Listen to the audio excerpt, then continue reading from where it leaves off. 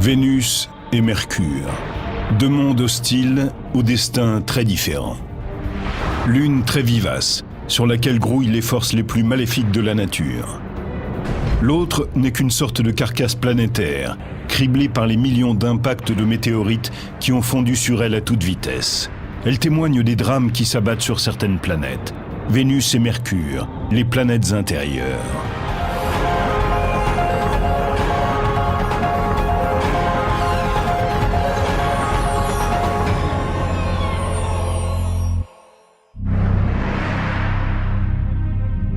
Avec la Terre et Mars, Mercure et Vénus constituent notre système solaire interne.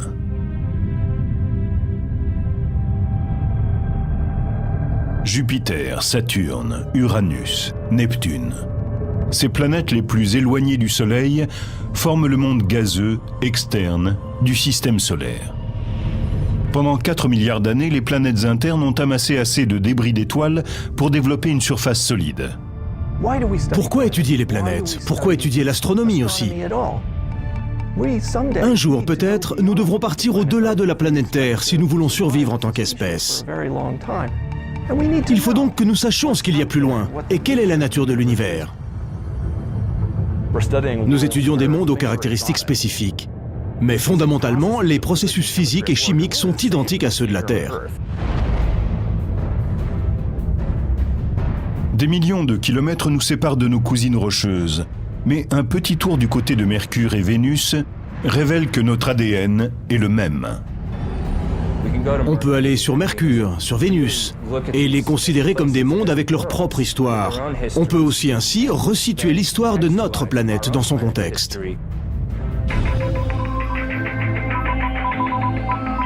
Vénus est la 6e planète de notre système solaire par sa taille. Elle est à 40 millions de kilomètres de la Terre. Sur Vénus, une année dure 225 jours. Et si vous pesez 68 kilos sur Terre, vous en pèseriez 61 sur Vénus.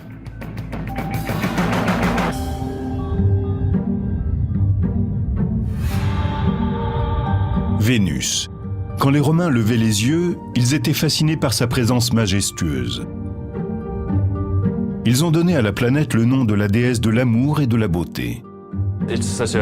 La planète était si belle dans le ciel que l'association semblait évidente. À cause des similitudes de composition, de gravité, de densité et de taille, la Terre a longtemps considéré Vénus comme une planète sœur. Sous bien des aspects, Vénus et la Terre sont presque jumelles. Elles ont presque la même taille. Vénus étant un tout petit peu plus petite que la Terre.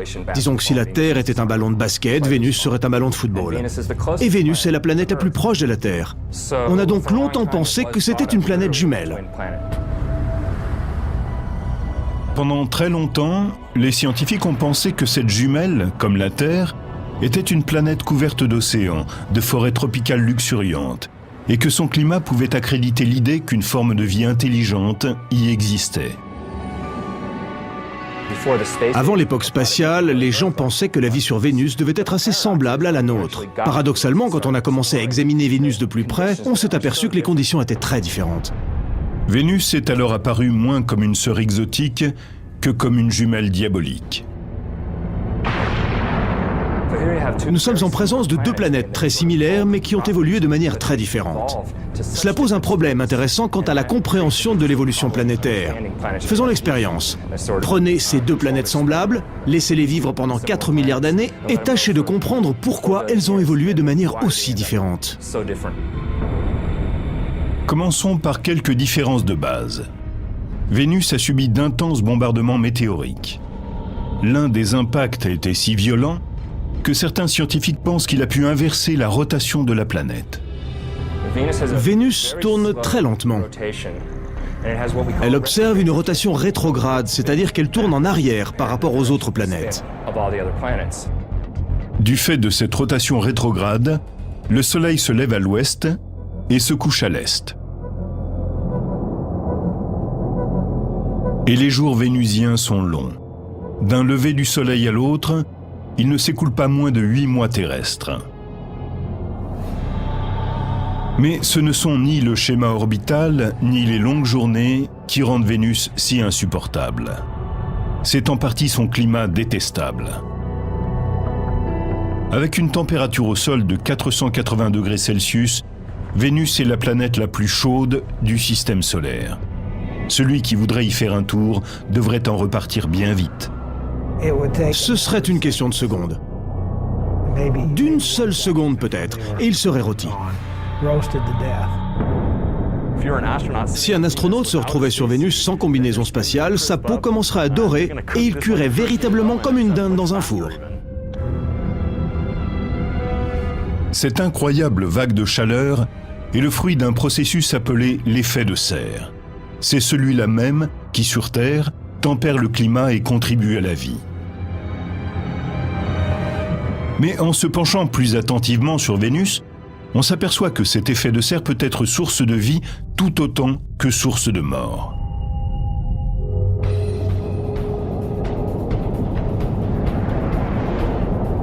Aujourd'hui, la température sur Terre tend à monter. Et les scientifiques en ont peut-être trouvé la cause en étudiant Vénus. Le réchauffement global est dû au développement incessant des gaz à effet de serre. Voilà pourquoi nous avons de plus en plus chaud. Et en observant Vénus, on s'est dit « Ah, mais là, ça se passe pour de bon !» Dans les années 90, après avoir lancé la sonde spatiale Magellan, les observateurs commencent à se tourner vers Vénus pour voir à quel point les choses pourraient se dégrader ici, sur Terre. L'exploration de l'espace nous en a appris beaucoup sur la Terre et sur l'environnement. L'effet de serre et le réchauffement global, dont tout le monde parle en ce moment, ont été découverts grâce à Vénus.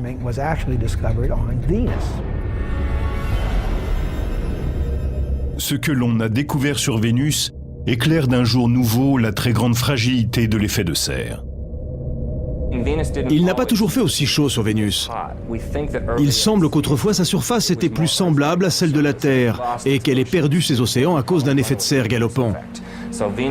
Vénus est donc la preuve qu'un changement global peut effectivement se produire sur une planète, tel un scénario dramatique. Il est mieux de ne pas attendre de devenir comme Vénus pour s'inquiéter. Et d'ailleurs, on en prend le chemin. Mais le véritable intérêt d'étudier Vénus, c'est que cela nous permet de tester nos modèles climatiques. Grâce à des modèles de circulation générale de l'atmosphère, les scientifiques ont pu calculer certaines augmentations de la température sur Terre en se basant sur les quantités de gaz à effet de serre sur Vénus.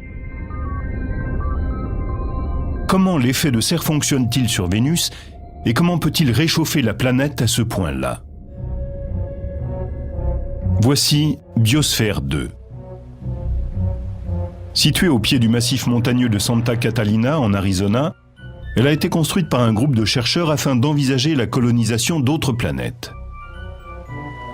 C'est la plus grande serre au monde. Biosphère est une serre idéale. C'est un grand immeuble avec des panneaux de verre pour laisser entrer le soleil.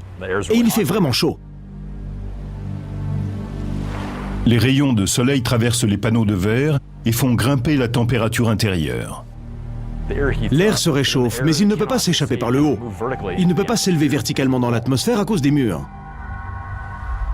Les fenêtres emprisonnent la chaleur, réchauffent l'immeuble et fournissent aux plantes et aux arbres un climat acceptable. Sur Vénus, les gaz à effet de serre n'emprisonnent pas vraiment la chaleur, mais ils ralentissent sensiblement la vitesse à laquelle ils peuvent s'échapper. Sur n'importe quelle planète, l'effet de serre décrit une situation où la température du sol augmente à cause de gaz dans l'atmosphère qui emprisonnent la chaleur, tout en laissant passer la lumière du jour.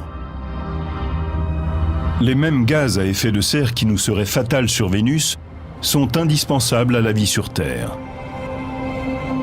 Sans effet de serre, la température moyenne serait sensiblement en dessous de zéro. Les océans seraient entièrement gelés, et il n'est même pas sûr qu'il y aurait encore de la vie sur Terre.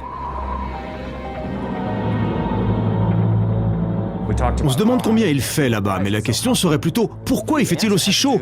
Parce que l'atmosphère est composée de dioxyde de carbone à l'état pur quasiment.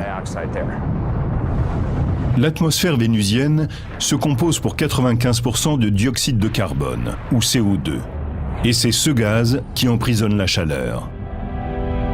C'est ce qui entraîne un violent effet de serre et fait monter la température. Voilà pourquoi il fait aussi chaud sur Vénus. C'est un exemple extrême de réchauffement global. Sur Vénus, les volcans sont des sources naturelles de CO2 et d'autres gaz. C'est un processus que Jeff Sutton, géochimiste, étudie sur le volcan Kilauea à Hawaï. Loin sous terre, des composés atomiques réagissent pour former le CO2 en cas d'activité volcanique.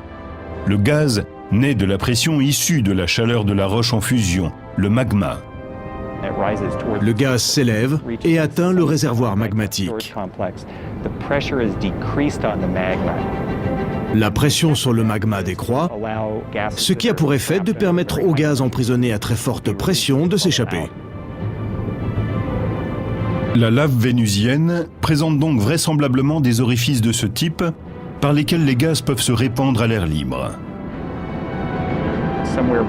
Quelque chose comme 8 000 à 30 000 tonnes de dioxyde de carbone sortent tous les jours en bouillonnant des chambres magmatiques.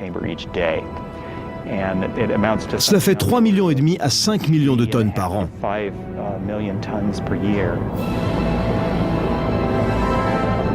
Et il ne s'agit là que d'un seul de nos volcans terrestres. Vénus a bien plus de volcans actifs, donc plus de gaz propulsés par la chaleur. Tout ce CO2 s'accumule dans l'atmosphère de Vénus, où il fait de plus en plus chaud.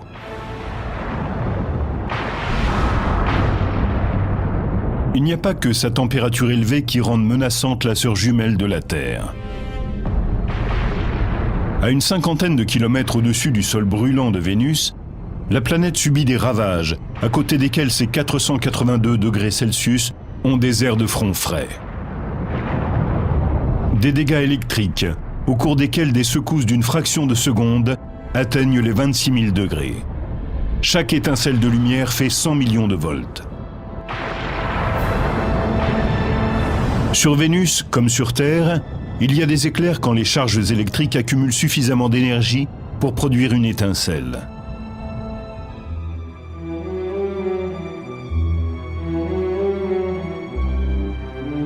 Mears Oppenheim enseigne la physique planétaire à l'Université de Boston. Ce sont des chercheurs comme lui qui travaillent au Musée des sciences de Boston. Pour faire la démonstration de l'éclair emprisonné, des dômes d'une dizaine de mètres s'élèvent pour simuler la génération de l'éclair sur Vénus. Et que le spectacle commence.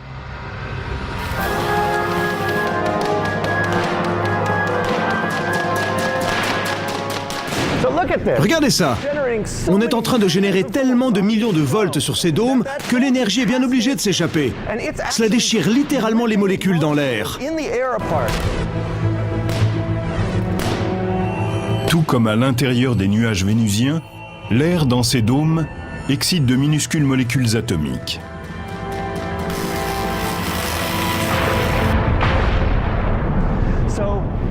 C'est en se reconstituant que les molécules déchirées provoquent cet éclair. C'est ça un éclair.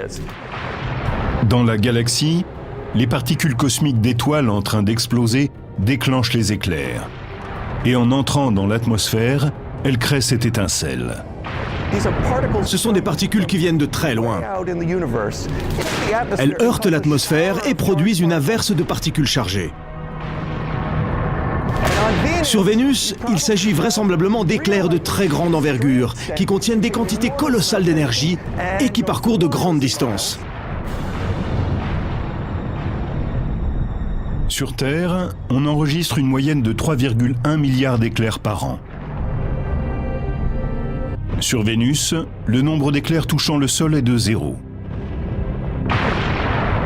La pression atmosphérique sur Vénus est 90 fois plus importante que sur Terre, parce que le poids de l'atmosphère créée par les gaz est plus élevé. C'est ce qui empêche les éclairs vénusiens de toucher le sol. Ils restent consignés dans les nuages. Cet air très épais oppose trop de résistance. Les éclairs ne peuvent pas le traverser.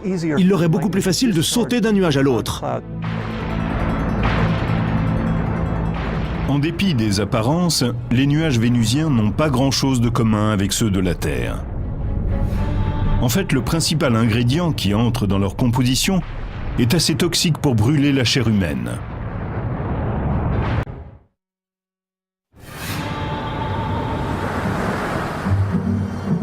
Depuis la Terre, on peut voir Vénus scintiller dans le ciel de l'aube ou du crépuscule comme une étoile. Il est certain qu'elle ne fait pas tapisserie. Et si elle brille autant dans notre ciel, ce n'est pas seulement parce qu'elle est la planète la plus proche de nous, c'est parce qu'elle est la plus réfléchissante. En effet, Vénus est entièrement couverte de nuages réfléchissants et brillants. 80% de la lumière solaire est reflétée par les nuages qui enveloppent la planète. Pourtant, même dans les nuages, Vénus montre son mauvais caractère. On sait que les nuages de Vénus se composent d'acide sulfurique, analogue à celui d'une batterie de voiture. Cet acide sulfurique provient du dioxyde de soufre expulsé par les volcans. Tout comme son cousin le dioxyde de carbone ou CO2, la pression gazeuse pousse le dioxyde de soufre vers la surface, à travers les cheminées volcaniques. C'est ce même gaz que le chimiste Jeff Sutton observe attentivement sur le volcan Kilauea à Hawaï.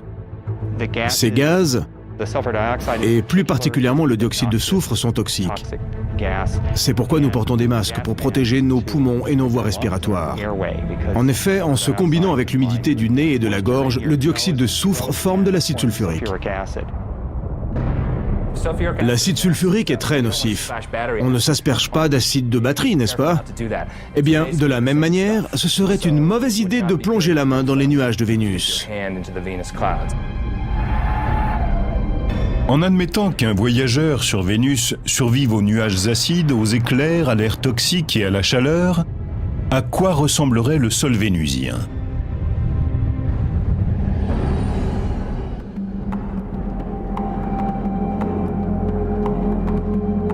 Le volcanologue Jeff Burns, de l'Institut de surveillance géologique des États-Unis, arpente le globe pour tenter de comprendre ce qui anime l'activité volcanique des planètes intérieures. Pour imaginer la surface de Vénus, Burns pense aux champs de lave désertique du Kilauea sur la grande île d'Hawaï.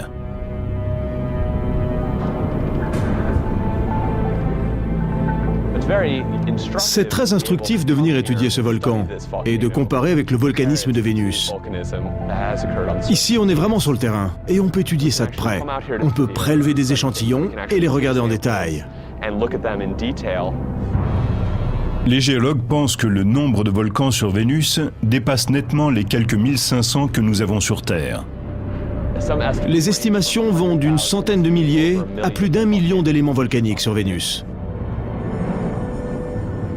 Avec autant de volcans, la pierre de lave représente 70% du sol vénusien, tout comme l'essentiel de la roche du Kilauea. Le sol se solidifie quand la lave refroidit, pour former de la roche dure. Le fait de disposer de ce type de roche sur Terre nous permet de procéder par analogie et de comprendre les roches des autres planètes. Les roches basaltiques sont ce qui ressemble le plus aux plaines vénusiennes. Le basalte est un type de pierre de lave que l'on trouve sur Vénus et dans tout le système solaire interne.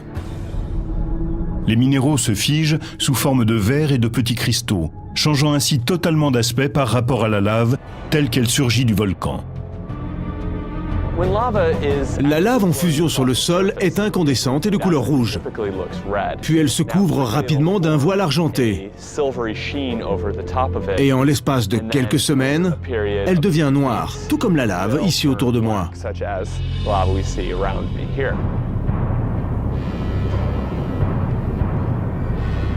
À 8000 mètres d'altitude, le Maat Mons est le plus grand volcan de Vénus. Il a laissé dans son sillage d'immenses coulées de lave, tout comme le Kilauea. Quand on observe cette disposition, on voit des levées de matière des deux côtés, ainsi que des structures internes. C'est peut-être comparable à la formation des vastes canaux qui se sont creusés à la surface de Vénus. À une échelle beaucoup plus grande, cela dit. Et ils ont créé des champs infinis de canaux dans le paysage vénusien. D'une largeur et d'une profondeur constantes, les canaux sont nettement plus longs sur Vénus qu'à Hawaï, du fait des conditions environnementales de la planète. La densité de l'atmosphère et les températures élevées empêchent le magma de refroidir pour former de la roche. Et comme il n'y a ni vent ni pluie pour refroidir le magma, la lave peut user le sol durant des mois après une éruption avant de se solidifier.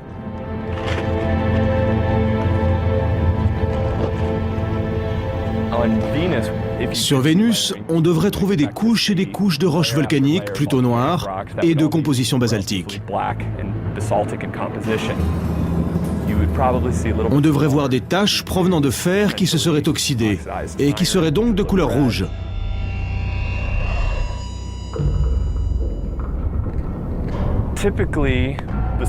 D'ordinaire, les coulées de lave basaltique sont coupantes comme du verre et l'on risque de se blesser en le manipulant. Elles deviennent vitreuses en refroidissant.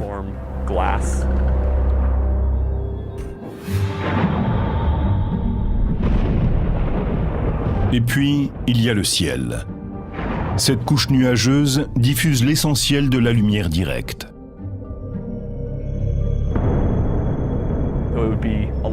Sur Vénus, les jours doivent être beaucoup moins clairs qu'ici sur Terre. En particulier parce que la lumière est très uniformément répartie. Il ne doit pas y avoir beaucoup d'ombre.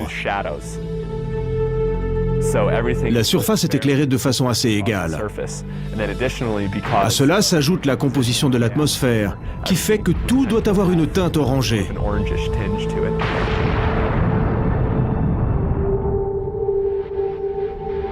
Outre les canyons, des chaînes de montagnes déchiquetées déchirent le ciel vénusien.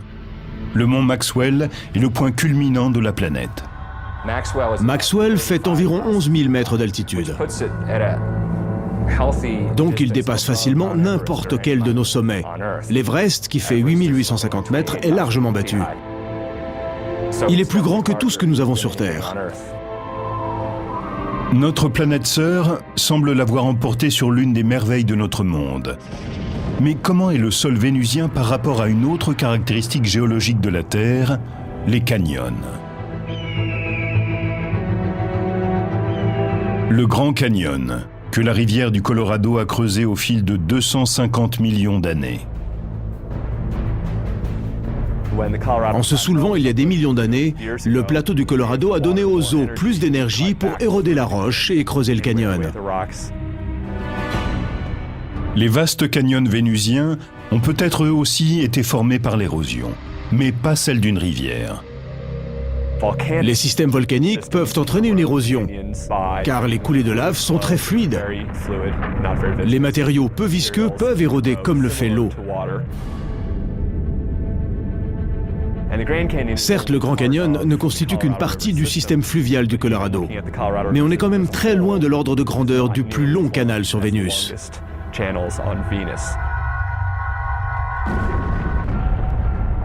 Si les Romains avaient connu ces volcans, ces nuages acides, ces éclairs, son air irrespirable et ses températures insupportables, peut-être auraient-ils choisi pour nommer notre planète jumelle une autre déesse que celle de la beauté et de l'amour.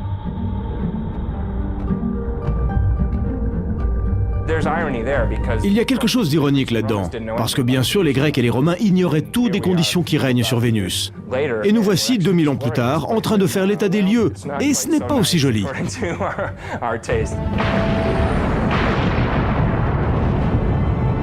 Mais les dangers qui hantent Terre ne sont rien comparés à la violence de Mercure.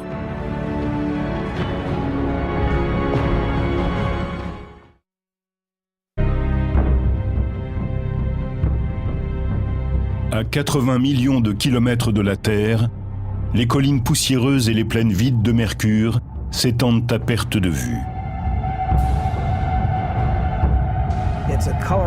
C'est une masse délavée. Elle n'a pas vraiment de couleur comme Mars, la Terre ou Vénus par exemple.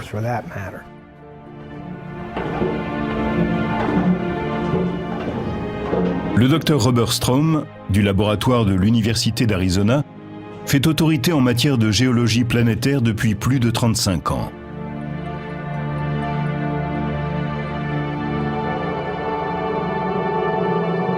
Mercure est la planète la plus proche du Soleil, et elle ne ressemble à rien d'autre dans le système solaire. À 60 millions de kilomètres du Soleil, Mercure est la planète la plus proche de l'astre solaire. Cette planète n'a pas de lune connue. Elle n'a pas d'atmosphère.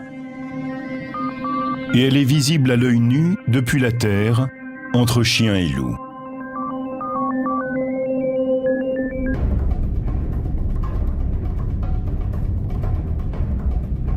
Avec un diamètre de 60% plus petit que celui de la Terre, Mercure est la planète la plus menue du système solaire. Bien trop petite pour produire le champ gravitationnel qui lui permettrait de retenir une atmosphère. La gravité est proportionnelle à la masse d'un objet. Plus la masse est importante, plus il y a de gravité. Celle de Mercure est donc très faible. Étant donné la faible gravité de cette planète, en admettant que vous pesiez 68 kg sur Terre, vous n'en feriez que 26 sur Mercure.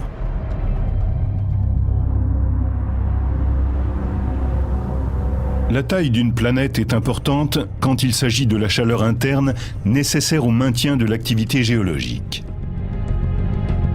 Les courants de convection interne à l'origine de la géologie s'arrêtent. D'une manière générale, la planète se fige et il n'y a plus moyen de maintenir cette activité géologique. C'est ce qui s'est produit sur Mercure il y a bien longtemps, sans doute alors qu'elle avait moins d'1 milliard d'années. Il est bien loin le temps où Mercure était capable de générer des tremblements volcaniques et tectoniques. Mercure est-elle une planète morte? Cela dépend de ce qu'on entend par mort. A-t-elle une activité interne? Probablement pas. Elle est sans doute totalement inactive. Au fond, c'est une planète morte, et ce depuis 4 milliards d'années environ. Pour une planète pratiquement morte, Mercure est encore assez agité. Les Romains lui avaient donné le nom de leur messager au pied léger. Mercure fait le tour du Soleil en 88 jours, ce qui en fait la plus rapide de toutes les planètes. Mais pour tourner sur son axe, elle détient le record de lenteur.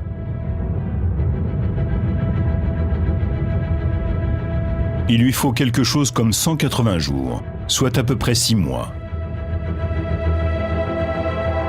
La force gravitationnelle du Soleil crée une friction de marée au sein de Mercure, entraînant une dissipation de sa vitesse lorsque la planète tourne sur son axe. C'est-à-dire que sur Mercure, les années sont plus courtes que les jours. Et cette rotation paresseuse confère à Mercure une météo un peu spéciale. 6 mois durant, la face exposée au Soleil dépasse les 400 degrés Celsius. Tandis que de l'autre côté, la température chute à 150 degrés Celsius en dessous de zéro. Il lui faut longtemps pour réchauffer sa face ensoleillée et autant pour refroidir l'autre. Les différences de température sont donc extrêmes. En dépit de sa proximité avec le Soleil, Mercure fait un peu figure de mouton noir dans la famille planétaire. Son ciel ne semble connaître que les nuits étoilées. Le ciel y est toujours sombre. Si nous avons du ciel bleu sur Terre, c'est à cause de notre atmosphère. L'azote disperse la lumière avec une prédilection pour les tons de bleu. Voilà pourquoi chez nous le ciel est bleu. Et c'est parce que Mercure n'a pas d'atmosphère que son ciel est sombre. D'après la légende, c'est Mercure, le dieu romain, qui a inventé la boxe. Et s'il est une planète qui s'est taillé la part du lion sur le ring, c'est bien Mercure.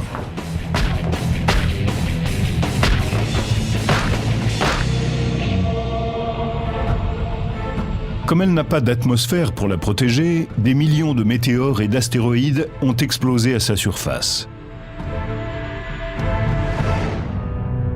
Notre atmosphère préserve la Terre de la plupart des impacts à la manière d'un champ de force. Quand un petit objet se précipite sur elle, généralement 10 fois plus vite qu'une balle de revolver, la collision avec les molécules d'air le transforme en gaz. La Terre est protégée des petits impacts par cette chose extraordinaire que nous appelons l'atmosphère. Quant aux objets plus petits encore, ces forces les auront complètement détruits bien avant qu'ils ne touchent la surface géologique de notre planète.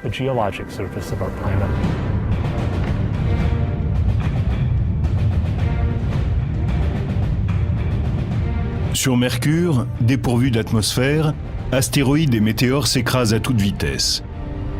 Ce qui en fait la planète la plus criblée de cratères de tout le système solaire. Sur Mercure, on ne peut pas faire un pas sans rencontrer un cratère. En 1974, la sonde spatiale Mariner 10 a cartographié la moitié de la surface de la planète, y compris le plus vaste bassin jamais photographié dans le système solaire. L'accident de relief le plus remarquable est le bassin Caloris, un cratère qui fait dans les 1300 km de diamètre. 1300 km de diamètre. C'est un tiers de plus que la distance Dunkerque-Marseille. Les chercheurs ont estimé que la météorite de fer à l'origine de cet impact devait avoir une taille de plus de 100 km avant de s'écraser sur le sol. Juste après l'impact, les ondes sismiques ont convergé au point antipodal de la planète. Les ondes sismiques, les ondes de choc de cet objet, se sont propagées pour se retrouver de l'autre côté de la planète, déchirant littéralement la surface.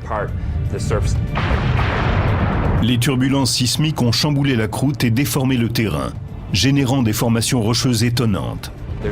C'est un terrain chaotique. C'est vraiment le terme pour désigner cet espace.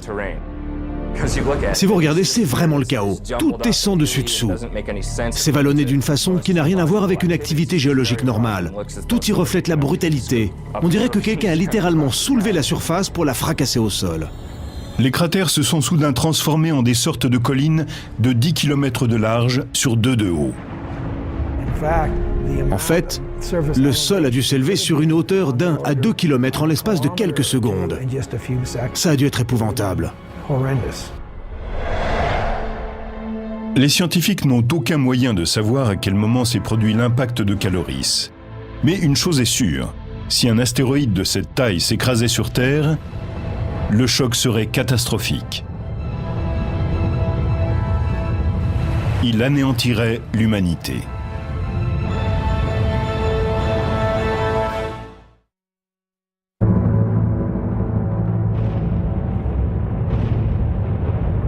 De météores et d'astéroïdes ont laissé sur Mercure des cicatrices, des entailles et des cratères. Aujourd'hui, la planète n'est plus qu'une carcasse. Tout comme celle de Mercure, la surface de la Terre est vulnérable au bombardement.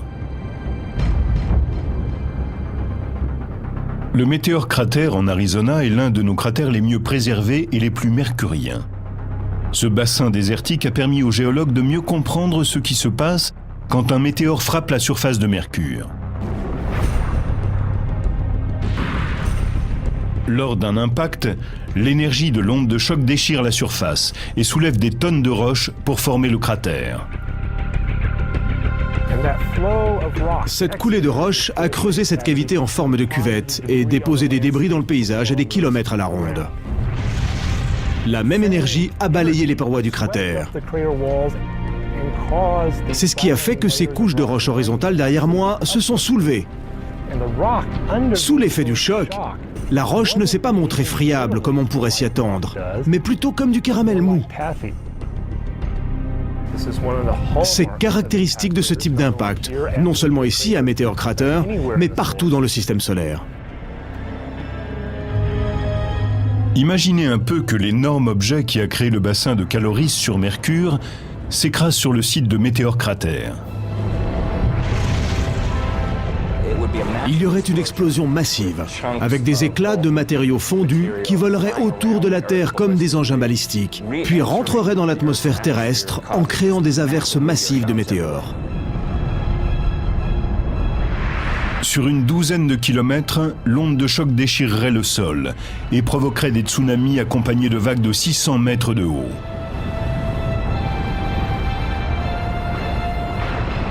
d'immenses tsunamis se propageraient et inonderaient une bonne partie des zones côtières terrestres. Las Vegas dans le Nevada serait rasé. Des villes comme Salt Lake City dans l'Utah, San Francisco en Californie et Los Angeles disparaîtraient en une fraction de seconde. Les ondes de choc se propageraient à travers la Terre sur des milliers de kilomètres à partir du site de la collision.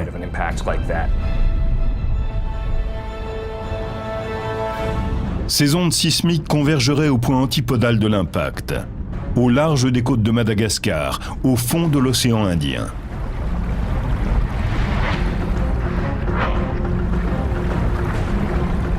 Soudain, une chaîne de montagnes surgirait du fond de l'océan, créant ce terrain mercurien chaotique. Un objet d'une taille pareille provoquerait sans doute un énorme tremblement de terre sur le globe tout entier. Météor Crater ne serait plus qu'une piqûre d'épingle dans le sol, comparée à la plaie ouverte que laisserait un impact du type de celui de Caloris. Ce vide engloutirait un quart des États-Unis. Un objet de cette taille éliminerait une bonne partie de la côte ouest des États-Unis s'il tombait en Arizona. En un instant, il transformerait entièrement la côte.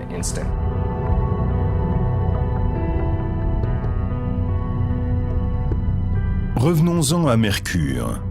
Ces cratères lui confèrent un statut d'icône dans le système solaire, et certaines de ces marques recèlent des mystères. À Puerto Rico, quand le radar de l'observatoire d'Arecibo a pointé ses antennes vers les pôles de Mercure, il a capté quelque chose qui a laissé les chercheurs stupéfaits. De la glace. L'un des endroits les plus chauds du système solaire a de la glace à ses pôles.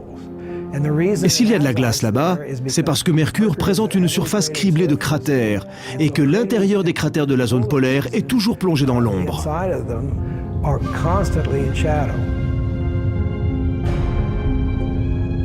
Comme Mercure est vertical par rapport au plan de son orbite, le fond de certains cratères ne reçoit jamais ni la lumière ni la chaleur du Soleil. Mais le fait qu'il n'y ait pas de source d'eau apparente sur la planète soulève une question. Comment cette glace est-elle arrivée là ? Certains chercheurs pensent qu'elle pourrait provenir d'une comète. Composées de roches, de poussière, de gaz et de glace, les comètes viennent des confins du système solaire, où les températures sont nettement plus basses. Cette glace se trouverait-elle au fond de cratères qui sont en permanence à l'ombre, à moins qu'il ne s'agisse de glace recouverte d'une couche de poussière qui la protégerait des rayons du soleil? On ne sait pas. Outre les collisions de comètes, il existe un autre type de cratère sur la planète, et ceux-ci n'ont pas été formés par quoi que ce soit venant du ciel. En fait, une force de la nature a créé ces trous à partir du noyau de la planète.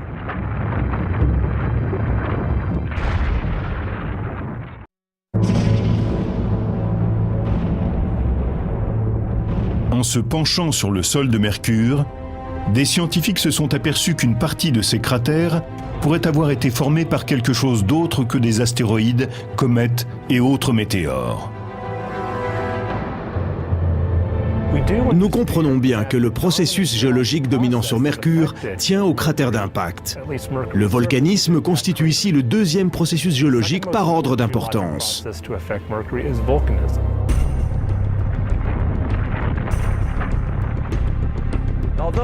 Bien que nous n'ayons pas de preuve absolue de la présence de volcans sur Mercure, nous pensons qu'il a dû y avoir des éruptions volcaniques dans le passé.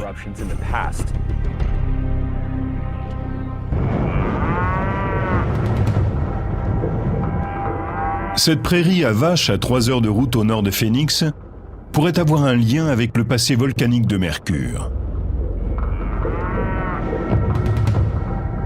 Ces collines cratérisées sont des volcans éteints, à cônes de cendres. Et les géologues pensent qu'il pourrait y avoir des volcans semblables sur Mercure. Voici un cône de cendres. Derrière moi, vous pouvez voir un très vaste cratère, caractéristique des cônes de cendres. Ces volcans présentent effectivement des différences par rapport aux cônes de cendres de Mercure. La gravité sur Mercure étant moindre, on pourrait s'attendre à ce que les cônes de cendres y soient nettement plus larges et plus plats. Les volcans entrent en éruption quand la pression que le magma exerce depuis l'intérieur est plus forte que la roche qui le contient. La pression augmente pour deux raisons, trop de magma et trop de gaz. Et dans un volcan, quand la pression augmente, il lui faut un exutoire.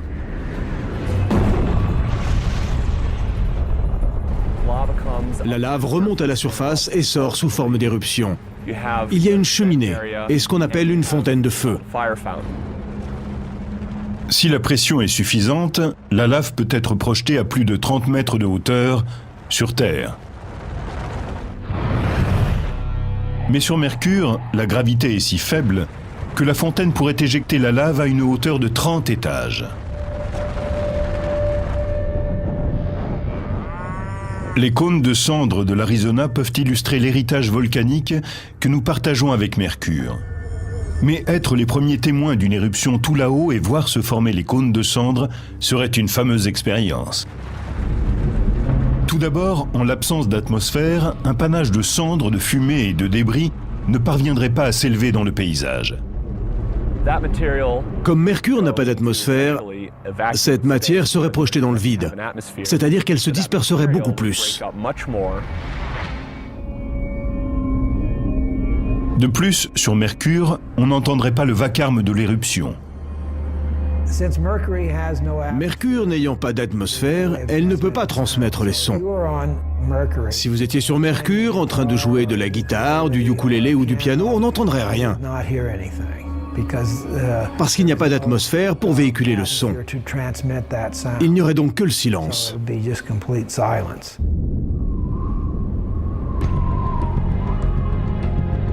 En 1974, Mariner 10 ne cartographie que 45% de la surface de Mercure lors d'une mission de survol. 30 ans plus tard, la NASA lance le vaisseau spatial Messenger. Le satellite cartographiera la planète tout entière et transmettra des données aux scientifiques enthousiastes, en même temps qu'un déluge de questions sans réponse. Je veux voir l'autre face. Je ne sais pas à quoi elle ressemble, et cela m'agace depuis 35 ans. Est-ce qu'elle ressemble à la face que nous avons vue, ou bien est-ce quelque chose d'inattendu, de différent? Pourtant, malgré les budgets affectés aux explorations futures, la question de savoir à quel point nous sommes effectivement différents ou semblables risque fort de rester en suspens.